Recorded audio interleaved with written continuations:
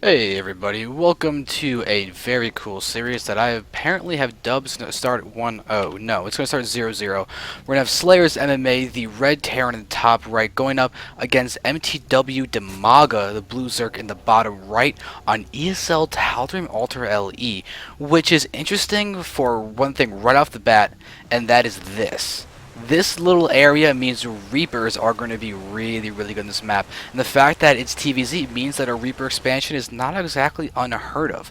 If any of you are familiar with the player Goody, well, Goody is completely imbalanced on this map. His ability to win against Zerg is absolutely unparalleled on this map, and I say that with complete sincerity and absolute it's just absolute truthfulness. I don't know if you guys have seen his TVZ on this map. It's ridiculous. He starts off with a Reaper build, no Marines, just builds the Reaper straight from the barracks after getting the tech lab, and then he gets down two SCVs in this position. It would be bunker here, Reaper can dance around over here, mess around with the Lings, move in, be able to attack this natural, continue to pressure, and then he goes into two-part Banshee, and then he mechs with a hidden expansion. And I have not seen him lose on this map in a TVZ for a very long time.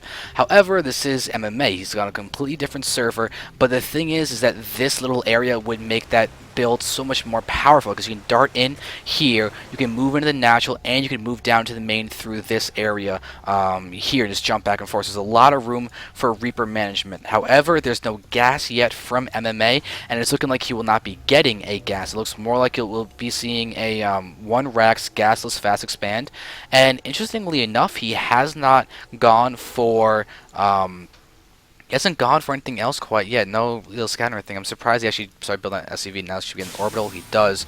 Dimaga, on the other hand, has done something normal, which is getting the hatchery first, then getting a spawning pool. It's like that was actually a 16 or 17 pool. In fact, that was a 17 pool.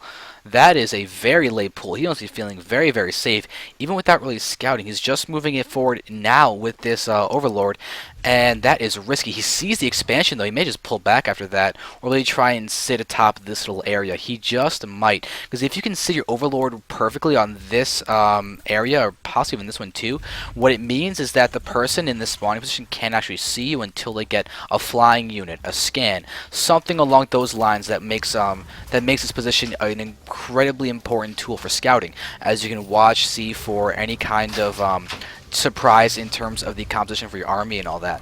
But MMA has immediately gone for a double refinery. It's going to be seeing honestly just a delayed reactor Hellion. That's one of the more common things that people can do off of a build like this, is try and basically play for a traditional TVZ where you go for a reactor Hellion expand, and you do that with just with a barracks that was happened to be put, a command center that was happened to be put in the middle of that build order. So that could really be a possibility, and it may be enough to catch Dimaga off guard, unless he's going to throw down a few spawns very early or scout it very quickly. He most likely will not be expecting perfectly fast Hellions like that. We're going to see that we're about to have the 100 gas. So there we have the 100 gas, and we have a mule being pulled off to make sure it doesn't waste 32 minerals on a trip. We did that, so I'd like to see that by MMA. It's a very nice way to make sure that you are as efficient as possible. But there we are seeing the factory being thrown down, and there should be a reactor, I would imagine, on this barracks being thrown down. There it is. So yep, there's that reactored Hellion opener with the command center thrown in, which is very good. Let's look in the land of Dimaga. We are watching the fact that he has all of these drones just happily mining away. He has actually stopped mining gas after starting his metabolic boost, so no lair quite yet, but also no third quite yet. It can be risky for Zergs to take a semi-earliest expansion against Terran, specifically for reasons like this coming in, so Dimaga is probably going to end up having to do a double expand in a few minutes to try and make sure that he can stay in the game economically. As of now, he's droning out a lot, and if you can drone to basically the amount of drones you want on 3 bases or 4 bases, by the time you get double expand, the second you get those bases up, you saturate them, and you instantly have 4 base economy, 3 base economy, whatever you're going for. So you don't have to worry about droning up after you get that expansion. It's what keeps Zergs in the game economically, when normally their very late expansions would cost them A lot more than you might think, depending on who you are, if you're a Zerg player or whatnot. But right now, MMA is walling off fairly well. He actually should be probably producing some more stuff down there. But as of right now, he's just happily muling away, happily producing these Hellions, and just continuing to get down these barracks and proceed to basically move on to the traditional TVZ, where you're probably going to get some siege tanks, marines, and play along those lines. So we have those Hellions getting down the first Zergling kill of this game so far. Looks like they actually might have been 2 Lings down there that they were able to take out. But now I have a lot of Lings by Dimaga. Now going to be on creep. They gotta be careful. These Hellions are not going to be able to do much against this Queen. And on creep, these Lings will be more than enough to really defend it. But as you can see, Dimaga has split his forces, trying to get out of this third pretty quickly. We are going to see that these Hellions are going to try and do some damage. We're going to watch as they will seem to get surrounded. Dimaga is controlling these guys separately. Nice link control, and there's going to be a really nice surround. Going to take down those Hellions, and that is goodbye temporary map control. As we can see that MMA has built only 2 other Hellions, so he has very few Hellions to try and control the map, and more importantly, to try and control this creep. This creep is going to have no trouble at all being spread. Because those Hellions are not really in high numbers. So we have the Laird starting as well as a macro hatch, and we'll probably see the third base being taken fairly soon, because now that Dimaga has eliminated those Hellions, he can pretty much feel free to expand and maybe even go for another expansion down here if he really wants to. You can see the Overlords are running around trying to get good scout information. As for what he's seen in the base of MMA, it's been absolutely nothing. But he knows that Hellions are there, so he knows at the very least Factory Tech is there, and we could be seeing Starport Tech fairly soon. And MMA is going to Starport Tech very quickly, as we are seeing the medevacs already being produced. He's also working on taking down the rock, so he's going to try and get into a macro game of his own.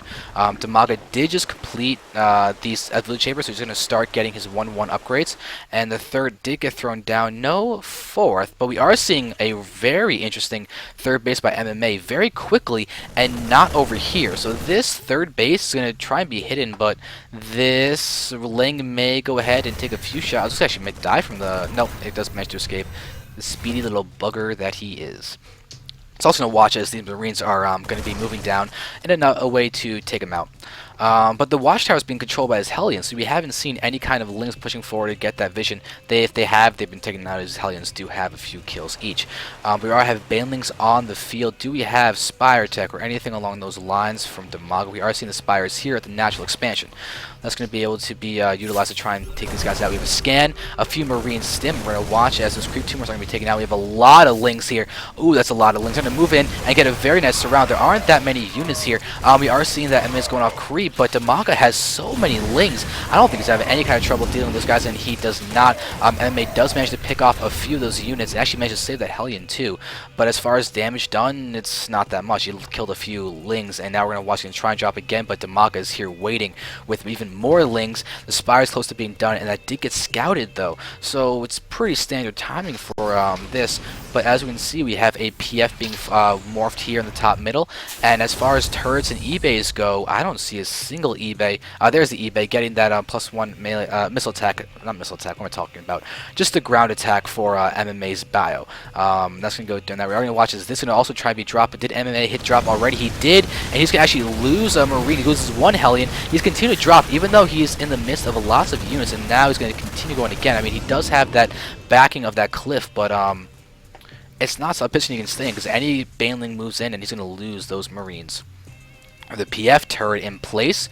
No turrets in his main. Looks like there aren't even any turrets in his natural expansion either. He's just continuing to macro up on the 3 bases, and Dimaga, without those 4th base quite yet, he's macroing well. We can see the income is about even. Dimaga does only have 67 drones though, and I say only because there are 60 SCVs on the field as well as a 3rd base, and we are going to even see MMA starting to get these extra refineries. He's also getting a tank count that's going to be scary, especially because he already has siege mode completed.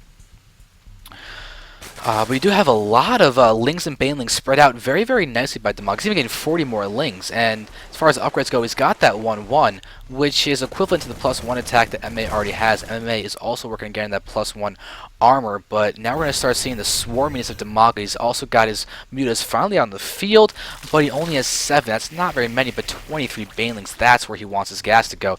And those mutas are going to be encountered by a few marines and actually cause a little bit of a stim.